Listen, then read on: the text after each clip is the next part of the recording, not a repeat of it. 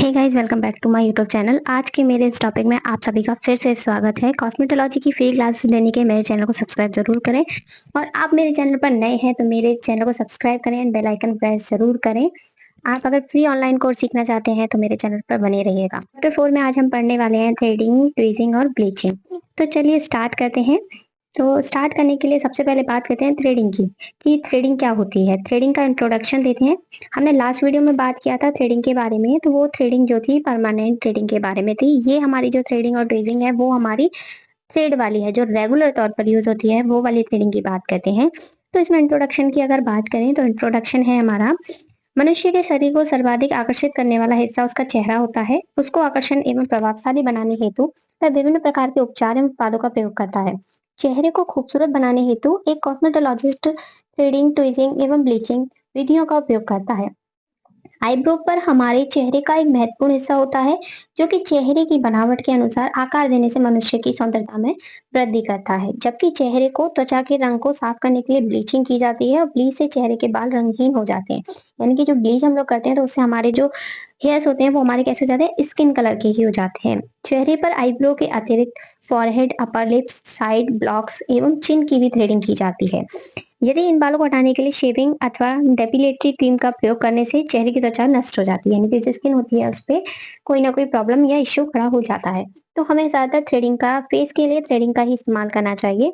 तो आगे बात करते हैं थ्रेडिंग कैसे करते हैं। ग्राहकों की आईब्रो को आकार देने हेतु प्रयोग होने वाली प्रक्रिया थ्रेडिंग कहलाती है। इसका प्रयोग सभी ब्यूटी पार्लर सैलून में किया जाता है। ये रेगुलर तौर पर होने वाली आईब्रो शेपिंग है, थ्रेडिंग है। पहले केवल महिलाएं थ्रेडिंग कराती थी, परंतु अब पुरुष भी सौंदर्य के प्रति सचेत हो गए हैं और वह भी थ्रेडिंग कराकर अपने चेहरे को आकर्षक लुक प्रदान करते हैं। थ्रेडिंग कराने में उत्पन्न होने वाला दर्द अस्थायी होता है तथा कुछ मिनट बाद ही समाप्त हो जाता है। जब भी थ्रेडिंग कराते हैं तो कुछ लड़कियों को ज्यादा दर्द होता है और कुछ को नॉर्मली दर्द होता है। थ्रेडिंग एक कॉस्मेटोलॉजिस्ट को ग्राहक के चेहरे के अनुसार ही आईब्रो को शेप देनी चाहिए। इस कार्य को करने के लिए अभ्यास एवं अनुभव की जरूरत होती है। आप जितनी इसमें प्रैक्टिस करेंगे, आपको जितना इसमें एक्सपीरियंस होगा, आपकी आईब्रो में उतनी ही अच्छी बनावट आएगी और उतना ही अच्छा आपका काम होगा। तो इस कार्य कॉस्मेटोलॉजिस्ट जितनी जल्दी से थ्रेड को खींचकर थ्रेडिंग प्रक्रिया को एक्यूरेसी के साथ खत्म करता है, उतना ही क्लाइंट्स को जो होते हैं कम दर्द होता है। तो अब इसमें जो है सावधानी क्या-क्या रखनी चाहिए उसकी बात करते हैं। आईब्रो बनाने से पहले ये देखिए कि ग्राहक ने स्किन टाइट रखी है या नहीं रखी है। जब भी आप उसकी स्किन टाइट करवाएँगे तो आप इस बात का ध्यान रहे, उसको लूज़ ना छोड़ें, वरना उसपे जो है कट भी लग जाता है। फुंसियाँ, पिंपल, दाने वाली जगह पर थ्रेडिंग ना करें। अगर आपके किसी क्लाइंट के पिंपल्स से या फिर फुंसी वगैरह निकले हुए हैं, कोई भी कट या कुछ भी लगा हुआ है, तो उस पर आप लोग क्या करना है, आपको थ्रेडिंग नहीं करना है, उसको अवॉइड करना है कुछ समय के लिए। इसके बाद बात करें आईब्रो बनाने से पहले, ध्यान रखें कि ग्राहक के फेस पर कौन-कौन सी शेप अच्छी लगेगी। हमेशा उसको पहले शेप को हमें ध्यान देना है। अगर उसकी आईब्रो में कोई कमी है या कोई भी समस्या है, तो ग्राहक से कंसर्न करें कि उनकी आईब्रो में ये प्रॉब्लम है, उनको पहले ही बताएँ। अगर आपने बिना उनको बताए अगर आपने कुछ भी कर दिया, कोई भी अगर उसमें आगे प्रॉब्लम हुई, तो वो ग्राहक जो होगा, क्लाइंट जो होगा, वो आप पर ब्लेम करेगा, इसलिए उनको पहले ही बताएँ। थ्रेडिंग करने के बाद एस्ट्रिजेंट लगाएँ, आखिरकार में मॉइस्चराइज़र लगाएँ, ठीक है? एस्ट्रिजेंट इसलिए लगाया जाता है जिससे वो जो उनके पिंपल वगैरह दाने जल रेड हो जाती हैं उससे वो खत्म हो जाता है। इसके बाद मॉइस्चराइज़र लगाना है। अब आईब्रो को शेप किस तरीके से देनी है, आप इस डायग्राम में देख सकते हैं कि आईब्रो हमारी किस तरीके से बनती है। आप नॉर्मली सीख सकते हैं आईब्रो बनाने किस तरीके से हम लोग को शेप देनी होती है। अपनी नोज़ के कॉर्नर पर आपको कुछ भी आपको ऐसे ले लेना है। इसको आप लोगों को इस तरीके से सीधा रखना है, तो हमारा वो जो होता है वो हमारा होता है स्टार्टिंग पॉइंट।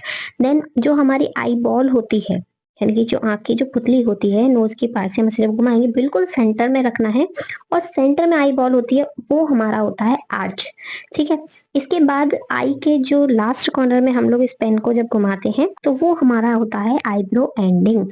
तो इस तरीके से आप अपने आईब्रो का मेज़रमेंट कर सकते हैं और आईब्रो को एक अच्छी शेप दे सकते हैं। तो इसके बाद हम बात करते हैं कि हमारी जो आईब्रो की शेप होती है, वो कौन-कौन सी होती हैं, आप इस डायग्राम में देख सकते हैं। तो हमारी जो शेप होती है वो स्ट्रेट होती है, इस तरीके से हमारी स्ट्रेट शेप होती है। इसके बाद एस शेप में होती है, हल्का-सा कर्व होता है आगे की तरफ से और एश में जाती है। इसके बाद स्टिप आर्च होती है, यानी कि बहुत मतलब आर्च जिसे बोलते हैं, डीप आर्च। देन इसके बाद हमारी अपवर्ड होती है, जो ऊपर की तरफ से तो हल्की सी गोलाई में होती है, देन आर्च होती है जो ऊपर की तरफ उठी हुई होती है। इसके बाद राउंड होती है, गोलाकार शेप में होती है, ये राउंड शेप होती है। हमारी नॉर्मली 5 तरीके की आई शेप्स होती हैं, इसके अलावा और कोई भी आई शेप नहीं होती है। बाकी आपको आपके फेस के अकॉर्डिंग ही आई शेप देनी होती है। इसके बाद बात करते हैं कि थ्रेडिंग के पर्पस क्या है, उद्देश्य क्या है। थ्रेडिंग बालों को हटाने की एक एपिलेशन प्रक्रिया है जिसे अनवांटेड हेयर्स को जड़ से हटाया जाता है। आईब्रो, अपर लिप्स, चिन, साइड बर्न के बालों को थ्रेडिंग द्वारा आसानी से हटाया जाता है। यह बालों को हटाने की सबसे सस्ती विधि है, बहुत ही चीप, मतलब आप कहेंगे बहुत ही सस्ती विधि है।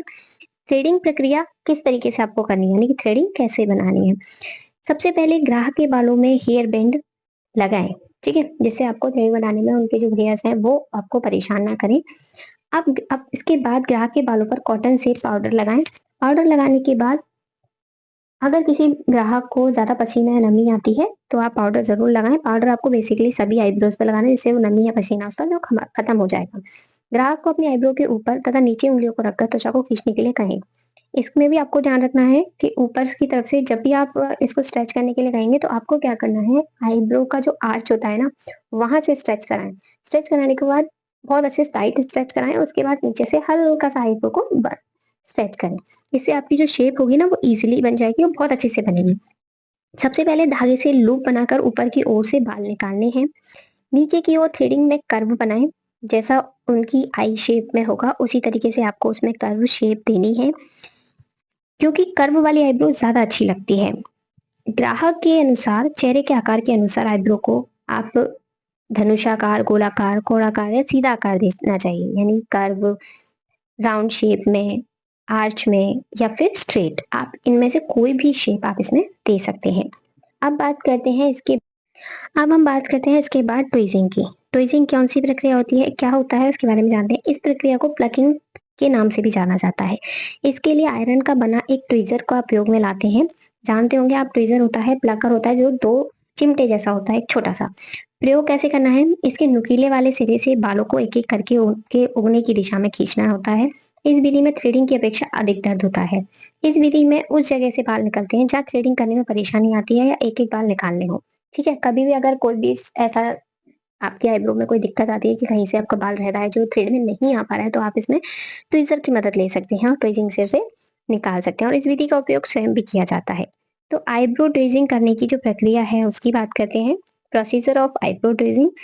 ट्विजिंग आरंभ करने से पहले ध्यान से आईब्रो के ऊपर और उसके आसपास के हिस्से को क्लीनिंग मिल्क से साफ कर लें। जिससे क्या होता है, आपके बाल जो होते हैं वो नरम हो जाते हैं और इजीली निकलते हैं और आपको दर्द भी ज़्यादा नहीं होता है। एक छोटा स्पंज का पीस या छोटा सा कॉटन लेकर उसको गर्म पानी में भिगो लें और उसमें आईब्रो वाली जगह साफ करें। इससे त्वचा से बाल खींचने में आसानी हो जाती है। फिर थोड़ी सी क्रीम लगाकर जगह को नरम करें और आईब्रो को शेप दें, यानी कि आपको स्पूली लेना है और उससे आईब्रो को शेप देना है। शेप देने के बाद ट्वीजर का प्रयोग से पहले गर्म पानी में कीटाणु रहित कर लेना चाहिए। जो ट्वीजर है आपका उसको हमेशा सैनिटाइज करें या फिर गर्म पानी में बॉईल करें। बाल हटाते समय इस बात का ध्यान रहे कि एक बार में एक ही बाल निकालना है। सबसे पहले बीच में से शुरू करनी चाहिए, इसके बाद आईब्रो को शेप देते जाना चाहिए। आईब्रो को साफ करें, अंत में आईब्रो की शेप आंखों की साइज से बाहर जानी चाहिए। ठीक है, तो जो भी आपकी आईब्रो की शेप है वही आपको देनी है, इसके अलावा आपको कुछ नहीं करना है। देन देखो इस डायग्राम में जिस तरीके से दिखा रहा है ना, उसी डायग्राम से आपको इस तरीके से उस पर वर्क करना है। तो चलिए बात करते हैं आगे ब्लीचिंग की। ब्लीच की बात करें तो ब्लीच का उपयोग शरीर के बालों एवं रोओं को रंग को हल्का करने के लिए किया जाता है। ब्लीचिंग पाउडर या क्रीम को ब्लीचिंग एजेंट के रूप में जाना जाता है, जो कि एक प्रकार का केमिकल होता है। चेहरे पर ब्लीच करने की क्रिया ब्लीचिंग कहते हैं। ठीक है, ब्लीचिंग हेतु परामर्श यानी कंसल्टेशन फॉर ब्लीचिंग। आपको हमेशा कंसल्ट करने के बाद ही ब्लीच करनी है क्लाइंट को। जब कोई आता है तो ग्राहक की आवश्यकताओं को समझते हुए ब्लीच करनी चाहिए। ब्लीच का मुख्य उद्देश्य त्वचा के रंग को हल्का करना एवं काले धब्बों को कम करना है। अब इसके बाद जब भी आप ब्लीच करेंगे तो हमेशा ब्लीच करने से पहले आपको पैच टेस्ट ज़रूर करना है, यानी कि पैच परीक्षण ज़रूर करना है, किसी भी हालत में आपको करना है, क्योंकि हर स्किन टाइप पर ब्लीच सूट नहीं करती है। ठीक है, तो पैच परीक्षण कैसे करना है, ब्लीच करने से पूर्व हमेशा पैच परीक्षण कर लेना चाहिए। इसे टेस्ट करने के लिए इसकी क्रीम में कलाई, कान के पीछे या गर्दन पर लगाएं। अगर 5 से 10 मिनट बाद उस जगह पर खुजली, दाने, लाल चकत्ते पड़ जाएं तो उन्हें ब्लीच नहीं करनी चाहिए। यदि स्किन पर कोई प्रभाव ना पड़े तो आप ब्लीच कर सकते हैं। इसका प्रभाव 24 घंटे के बाद देखें, यदि त्वचा पूरी तरह साफ हो या कोई एलर्जी ना हुई हो तो उसी पर ब्लीच का उपयोग करें, वरना आप बिल्कुल ना करें, बिल्कुल ब्लीच को अवॉइड करें। ब्लीच के लिए प्रोडक्ट नॉलेज, आपको ब्लीच के लिए कौन कौन से प्रोडक्ट की नीड होगी वो मैं आज आपको बताती हूँ। सबसे पहले ब्लीच क्रीम पाउडर मार्केट में जो अवेलेबल होते हैं आप वो ले सकते हैं। कुछ होममेड ब्लीच होंगी जो मैं आपको बताऊंगी घर में आप कैसे यूज कर सकते हैं। Brush, hair band, cotton and bowl. ठीक है। ब्रांड ब्रांड की बात करें तो ब्रांड मार्केट में बहुत तरीके के अवेलेबल होते हैं ब्लीच में, आप कोई भी यूज कर सकते हैं एज योर चॉइस। तो ब्लीचिंग का प्रयोग क्यों किया जाता है? ब्लीचिंग का प्रयोग अनचाहे बालों को छुपाने, चेहरे, हाथ और पैर आदि की मृत कोशिकाओं को हटाने के लिए किया जाता है। ब्लीच का यूज टैनिंग को हटाने के लिए भी किया जाता है। अगर आपके फेस पे बहुत ज्यादा टैनिंग हो गई है तो आप ब्लीच का इस्तेमाल कर सकते हैं। अब बात करते हैं टाइप्स ऑफ ब्लीच। ब्लीच कितने प्रकार की होती है? ब्लीच सामान्यतः दो प्रकार की होती है, नेचुरल एंड केमिकल। ठीक है, प्राकृतिक एंड केमिकल युक्त। तो मेकअप में प्रगति होने के बाद सैलून पार्लर केमिकल युक्त ब्लीच का ही प्रयोग कर सबसे ज्यादा करता है। होममेड ब्लीच का कोई भी यूज नहीं करता है। हम अगर होममेड रेमेडीज का यूज करना चाहते हैं तो आप अपने घर पर कर सकते हैं। बाकी जो सैलून्स में होता है वो केमिकल वाली जो ब्लीचेस होती हैं उनका ही उपयोग होता है। तो हम सबसे पहले बात करते हैं नेचुरल ब्लीच का। ठीक है, इनमें कोई भी रासायनिक पदार्थ उपयोग नहीं किया जाता, जिन्हें बनाने में प्राकृतिक सामग्रियों का ही उपयोग होता है, यानी कि होम रेमेडीज होती हैं जिसमें हम घर में ही अपने जो जरूरी चीजें होती हैं उनसे ही उसको ब्लीच को बना सकते हैं, जो प्राकृतिक ब्लीच कहलाती है। जैसे कि एग्जाम्पल के तौर पर बात करते हैं, नींबू एवं शहद मिलाकर आप इसको ब्लीच के रूप में इस्तेमाल कर सकते हैं। संतरे के छिलके की ब्लीच आप बना सकते हैं। आलू की ब्लीच आप बना सकते हैं। खीरा और नींबू, चंदन, बादाम और नींबू की ब्लीच, कच्चे पपीते का रस, आप इन सभी को बारीक मतलब इस्तेमाल करके आप अपनी ब्लीच की जगह पर इनको यूज करेंगे तो 100% गारंटी है, ये थोड़ा देरी से जरूर वर्क करती है लेकिन ब्लीच जैसा ही वर्क करती है। रासायनिक ब्लीच की बात करें, बाजार में विभिन्न प्रकार की केमिकल युक्त ब्लीच उपस्थित हैं जिनका प्रयोग एक कॉस्मेटोलॉजिस्ट ग्राहक की त्वचा एवं इच्छा के अनुसार कर सकते हैं। तो क्रीम ब्लीच सामान्यतः क्रीम ब्लीच का सबसे अधिक प्रयोग में लाई जाती है। इस पैक में क्रीम तथा एक्टिवेटर मिलाते हैं। जो नॉर्मली ब्लीच सभी को पता होती है कि मार्केट में छोटे छोटे कैम आती है, एक्टिवेटर आता है और क्रीम ब्लीच आती है।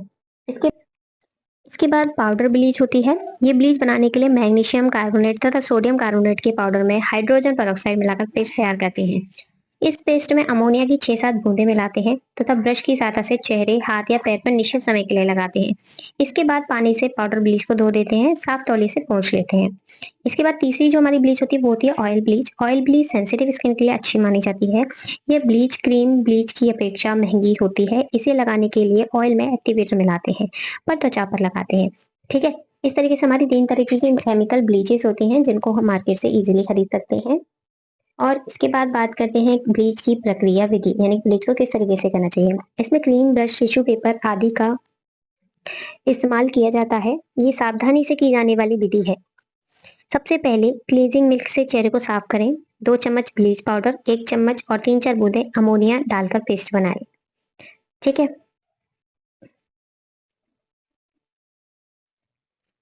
इसके बाद ग्राहक के सर पर हेडबैंड लगाएं। मुलायम ब्रश से ब्लीचिंग पेस्ट को एक समान करके चेहरे पर लगाएं। जिस तरीके से आप डायग्राम देख पा रहे हैं इसी तरीके से आपको ब्लीच को अप्लाई करना है।